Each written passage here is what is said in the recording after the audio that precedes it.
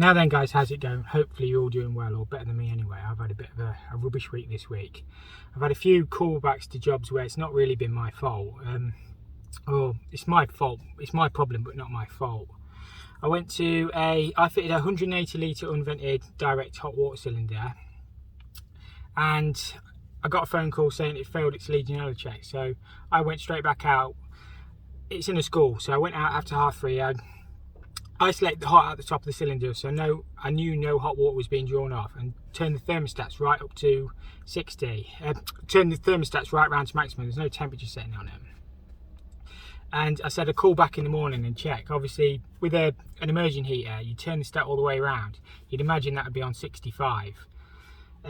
So I called back in the morning. I got my thermal imaging camera, checked the hot temperature at the top of the cylinder. It was only at 54.2. Obviously, before it was only at 50 with the factory setting on the immersion heater. So I spoke to the manufacturer and says, right, I've fitted this cylinder, it's only getting to 54.2.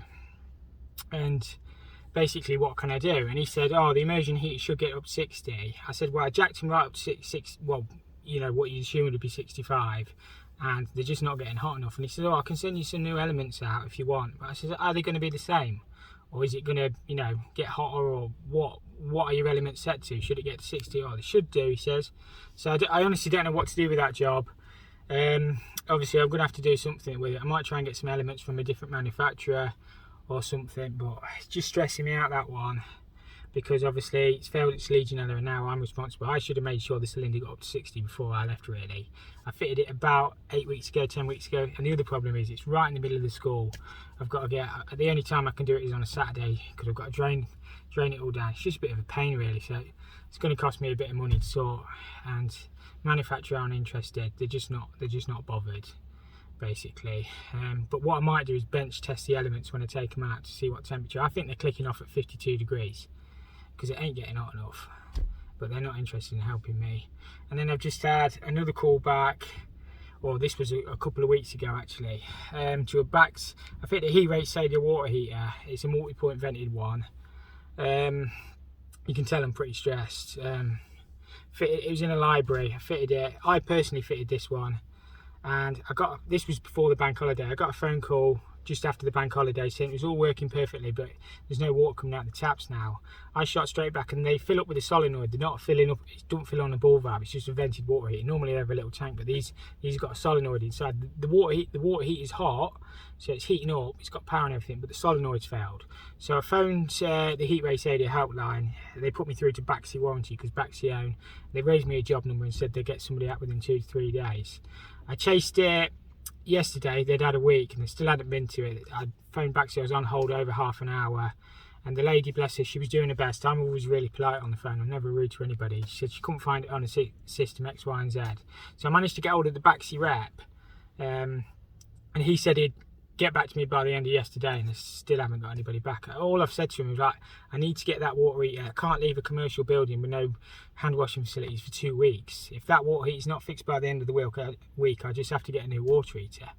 It's as simple as that. I can't, you know, it just makes me look bad. I'm obviously trying to do the best job possible. It's a brand new water heater. It was £1,000 that water heater was, so more expensive than a lot of boilers. And it's taken them 2 weeks and they haven't even been to it. So it's that one stressed me out a bit. And the other thing that's really, really, really annoying me at the minute is the click-clack wastes. I don't know who makes these click-clack wastes. I'm trying to find out who they are. But I've literally, the last 2 weeks, I've been back and changed 4 that I fitted in January and February. They don't just stick a little bit. They're absolutely solid, though. You can't even just change the tops. Obviously, the merchants provide them back free of charge. But I'm just going around left, right and centre changing these click-clack wastes that I fitted. So that's another really annoying thing. It just stresses me out, because obviously there's no profit left on that job now. It's gone. Once you've had to go back to that job, it's gone. And the manufacturers just aren't interested in helping you. They don't care. So you kind of just get left at the bottom of the pile. Obviously the merchants, they'll help you out. Obviously we always buy from merchants. We don't buy online. We always use the local plumbing merchants. And to be fair, they try and help you out. Obviously, they get me some new elements for the immersion heaters, but they're not going to fix it because it's the same elements that are in. And yeah, obviously I had to It's my time to go out. I took an electrician with me to check all the wiring, all the programming and everything, went through everything, and they're just not getting hot enough. So I don't know, I think I'll have to I'll probably lose 300-400 quid on that job, just in getting new elements in my time to drain it down. I can't even snatch them out because it's right in the middle of the school. If it was in a boiler room, I'd snatch them, but I don't know. Yeah, what do you do? So I don't know if you guys ever get any problems like that. It just all seems to have happened at once for me this week. People chasing me for stuff. So that's my little rant over with. Anyway, I'll get on with the video. That's what you're all here for. Right guys, welcome back to the channel. This morning is Monday morning. We've just popped back to this job. This is where I came and first fixed the radiators the other week. Put the drops in. I'll spin the camera around and show you. So we put all these drops in. What we've got to do is there's a lobby area on the other side, and they've got a small radiator putting in there. So we'll work out where we're going to bring the pipes through, and we'll just tee off these feeds here. We did take them off 22mm, just over there. I could have actually run in that box, and I think that's a light box going around the wall now. But yeah, what we've got to do is basically drill through, and we'll probably just put like we'll measure, because there's a socket on the other side, so we're only going to be able to get like a 400 radiator in. Obviously we'll allow for valves and stuff, so yeah, we'll get that done obviously before it's plastered, and then we can get everything filled up. I haven't actually tested any of these pipes or anything yet, so Sparky's been in. So yeah, it was the same on that side.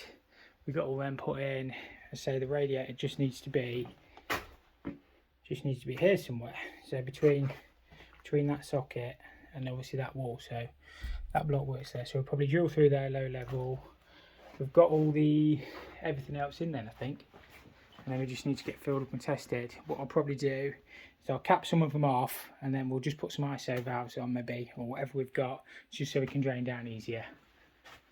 So yeah, it should be a nice easy start to the week anyway. We'll get worked out where we need to be and get some holes punched through. So it's dead easy to start with, so it's just a measuring exercise. That's the centre. What I'm going to do is just allow for a 400 rad and valve, so we need 45mm either side. So I'll punch a hole through there. It actually falls right on the edge of that block work. Punch a hole through there, and then we'll go 490 across another hole, and that'll allow for a 400 radiator then. So we'll go same height as what we've done the other pipes. Obviously we'll sleeve, and then we'll just have to probably push them through from the other side to get connected up, and we can just leave the pipes long. They'll board it all, and then we can just come back and second fix. Obviously we should be okay to get fixings on there. I know it's going to be probably dot and dabbed over the top, but we should be fine. We can always use them core fix, whatever they call them, so like the bit of metal in the wall, just to hold the bracket on if we need to. But yeah, we should be good. What I'm actually going to do is drill it from this side, because I think it'll be easier. So we'll whip this pipe out of the way, and then we can just cut a T in here somewhere.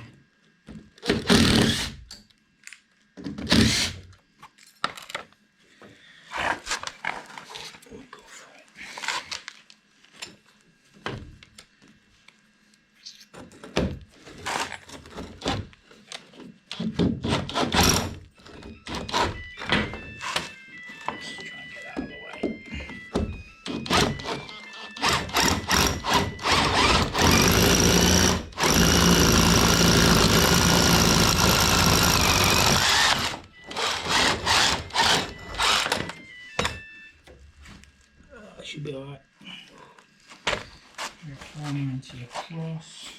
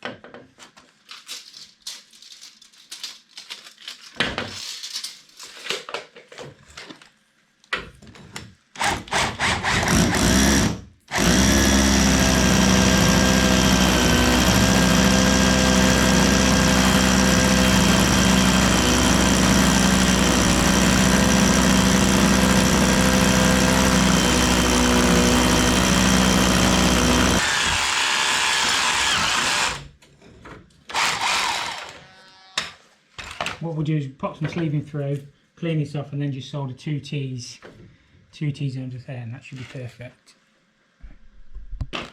Always sleeve your pipes. It doesn't matter what they are or what they're doing, they need sleeving.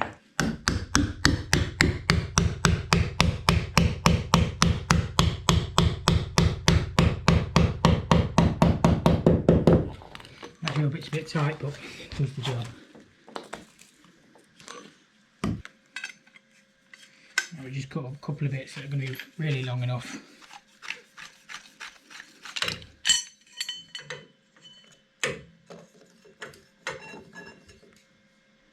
And then get that pipe off.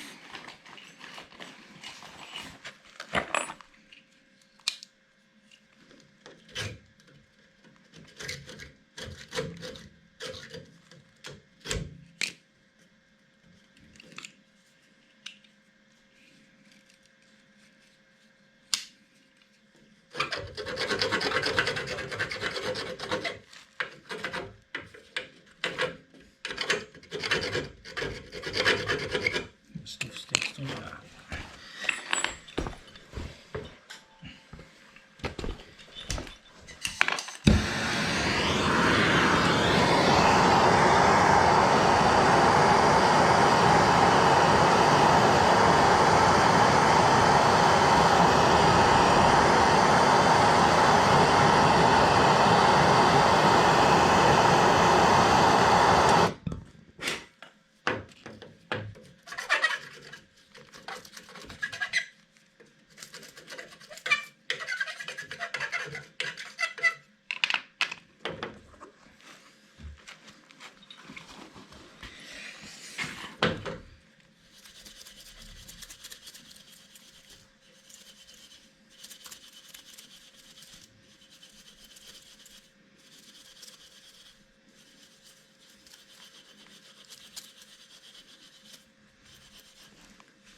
Just make sure that pipe's got no glue on it from the tape.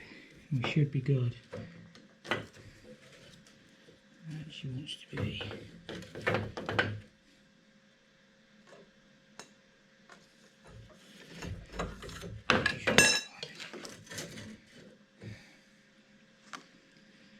Make sure that pipe is back where it needs to be before we cut it. I think it was there somewhere.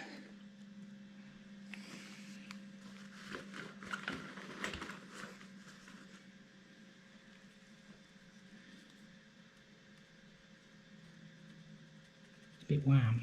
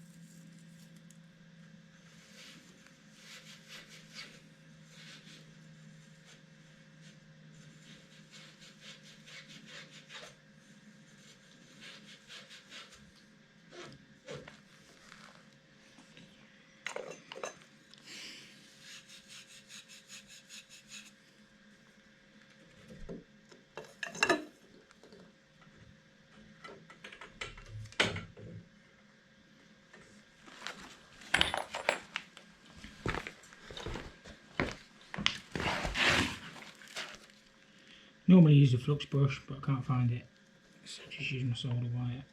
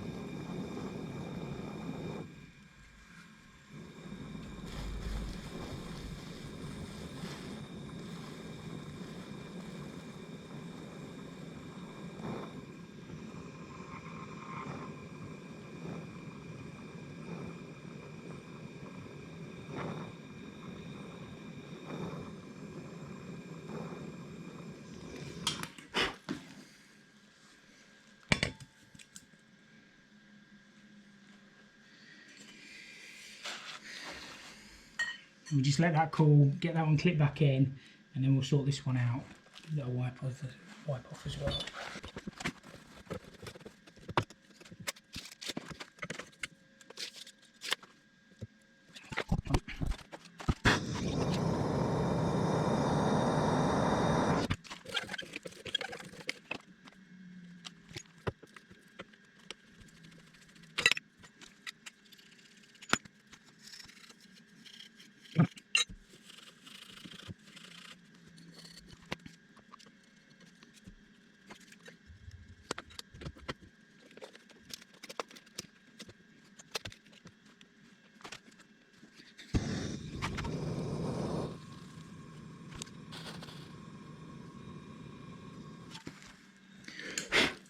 Right, that's them all in. What I'm going to do is just tape over the top.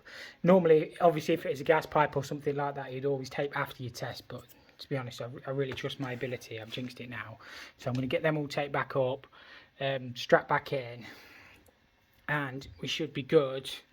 Good to fill up then. Obviously, I'll have to go around and cap all my pipes off. But we'll get them filled up, make sure we've got no leaks, and the plasterers can come in and get everything boarded and skimmed. What you don't want to do is obviously, if you get a leak, it's not the end of the world, but if it's all plastered, boarded, you know, it becomes a bit of a nightmare. So get everything tested. It just saves a headache later on. So I've just double checked to make sure them pipes are level and they're bang on. So what I'll do is just shorten them back because they don't need to be sticking out a foot. And then we can, when we come back, everything should be in the right place. They're all solid and level and everything. We should just be able to fix the radiator straight on there. So if you get your first fix right, your second fix should be dead easy. It's dead in the middle between the socket and the wall, so it should be good. Right, I'm just going around capping everything up. What I've done is put a service valve on the one closest to the door, so I can stick a hose on that if I need to. But these are just speed fit cap on, so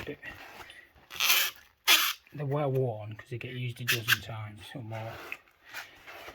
And then I'll probably do with a bit of grease on them, but they should be alright. We'll soon find out anyway, won't we?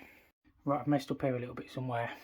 I turned the valves on up in the roof because we've got all this end on a different circuit, and I had just ordered water running. So obviously it's all piddled out on the floor. I'll have a good mop up. Hopefully it's not done any damage. Sorry, I need to cough. I think what I've probably done, I've probably left tees off for a towel rail, but I teed him in over there. It was ages ago since I first fixed it. What I'll do, cut an hole in the ceiling, it's all being overboarded anyway, and find out what I've messed up. Hopefully, if it's just a bit of water on the floor, it's not done any real damage. It just makes your heart sink. So I first fixed this last October, so I can't honestly remember. It's either that or I hadn't soldered a fit in, because it was pouring out. Luckily I grabbed a tray and a towel. Will have a mop up, but it's not what you want to see. Right, all this insulation's soaking, so I don't know what I've done. Just pull some of it out of the way. The trouble is we've got a joist there. On the joist there, I can't get to these back through the attic now. There's my pipe, or one of my pipes. Have I left a T off, or is it just not soldered? And then water was pouring out from somewhere. I'll have to get my torch and have a look. Might be a bad joint. It's like Japanese, Chinese water torch, isn't it? I think what I've done is I've left tees off and they're just open ends. No wonder it was pouring out. So I'll have to get them capped. Try and get this ceiling dried out a bit. And take all the wet insulation out and just put some new up. And then have a dry up, have a tidy up. And we should be good. Luckily it's not gone through to the other side. And we'll get them capped off. I can't believe we've done that. It is what it is. Can't do much about it now. What I did is I left stubs off ready for the towel rail. So I've got one there and then one there. But because it was all boarded and stuff when I came back, I couldn't get through to there. And I forgot that I left tees in. Obviously I cut new ones in over there and I didn't see them. So as I say, I'll get them capped off. I'm not going to take the tees out, I'm just going to cap them off. And they should be good. Right, I've capped them off up there now. I'll put a bit of pressure back in and we'll get filled up. I'm certain there's no other openings anywhere. I can't believe I did that. As I say, this will dry. I've checked on the other side and it's only sort of retained on here, so we'll have a good tidy up. But we'll get all filled up, get it all pressurised up to 1.5 bar, and yeah, we should be good then. And the same on the hot and colds. The hot and colds only come from there though, so if we do have a leak, I can it should be easy enough to fix. So these are all pressurised up to just under 2 bar. They're all live. So yeah, as I say, I'll have a good tidy up in there. Let me spin the camera around. There he is, look. It gets stressful being a plumber sometimes. Can't believe I forgot to cap them 2 off, or forgot that I put them in, but what happens when you leave your job for so long is what it is. It hasn't done any damage. I'll have a good tidy up in there now, and nobody will be none the wiser apart from us guys. So yeah, obviously when they get boarded in there, I'll have to get my shower tray, sort of the basin's all in units and toilet and stuff, so it's all in the units, so we should be able to come back and sort that. Hopefully it'll all be plastered, get the rads on and get this job sort of wiped up. So yeah, I've had a good check around there. I can't see any other leaks. We'll leave it pressurised up and we should be good. I'm going to have a look at the hot and colds as well, see if we can get them capped off. I've still got the utility room, so I'm not 100% sure what's going on in there. I think it needs to be sort of plastered before I can do anything. So there's that to first fix once it's plastered as well. And then there's just a sink unit, a washing machine and dishwasher. I might be able to get the waste out, cord through. We'll have a look at that in a minute. But yeah, as I say, that's this little job all sorted anyway for this morning. Right, this is the 4/4/5 one of these that I've had to change. Just absolutely solid, they don't pop back up. So what I'm going to do is pop a flipper in. These are only 4 months old, so it's quite annoying. Right, we'll disconnect the trap. I plumbed this in. I think it was January, February time. Just take this completely out of the way. Try not to spill any water. Luckily it's not behind a pedestal because they're even more awkward. Come on. I'll just pop that in my bucket. Empty into there. And we'll whip this waste out. Before I get sued, this is not the same company that provided the first ones. So I honestly don't know who they are, but it's obviously I got them from the merchants, but they're just solid. The other one was worse than that, to be honest with you. At least that one got a little bit of spring in it. But yeah, we'll get it swapped for the customer. You've got to make it right for the customer at the end of the day. I have cracked that nut with a pair of grips. We'll spin that off. Normally you can just turn them and lift them straight out. Oops, terrible camera work. That's right. Clean that silicone off. I always silicone mine in, and we will just make the new one in, and that should be good then. Right, so we'll put a little bit of water down. What I always like to do is put a bit of blue paper towel down, make sure we've got no leaks. We'll just let that go for a start. Make sure we've got no big leaks. That's just my wet fingers. And then we'll fill it up to overflow, make sure that's all working, and we should be good to go. I know it's only taken me 5 minutes, but I've had to do 4 of these in the last 2 weeks. So this might be my 5th. So I always say there's no such thing as a 5-minute job once you've had to go, get back. It's cost me 40 quid. Obviously I'll get my money back on the waste, but it's not really the point. Yeah, that's what it is. Now then guys, just a quick update while I've got 5 minutes. I'm actually just got my mate coming to give me a hand on this one, because I got told this was a pipe leak, but it's actually a roof leak. It's leaking onto the main board in the boiler room. So we're just going to do a temporary repair for the time being. I just thought I'd update you on the back seat. The rep actually got in touch with me, or the office, and he said basically do whatever you need to do to get that heater sorted. I'd already ordered a replacement heater anyway, so it's been couried to me, so be arriving before Friday 10 AM. So hopefully I've got a fine time to obviously get that done tomorrow, which is a bit annoying. Hopefully they'll reimburse me a little bit of time as well. I'm hoping so. If not, I just have to stand it. There's nothing I can do. I've got to get that heater sorted. Basically it's been stressing me out. I've spoke to the the company who they subcontract the repair work out actually phoned us last night as well and say they only just got the order at 4:24. So that was like a week and a half after we reported it. So I'm not too sure what's gone wrong there really. But yeah, at least they're sorting it. I'm not too sure, still not sure what's happening with that unvented cylinder, obviously not reaching temperature. I'm basically got my head in my hands over that one, because what they're saying is I should have made sure it was getting up to 60 before I left. Obviously it's a commercial building, X, Y and Z. I could have given them all Legionella. So yeah, it's partly my fault, I guess, but nobody really is going to stand there waiting an hour and 20 minutes for, you know, 180 litres, 200 litres of water to heat up. But I guess I should have checked it. What I've said is to Plum Centre, the manager's coming to see me later.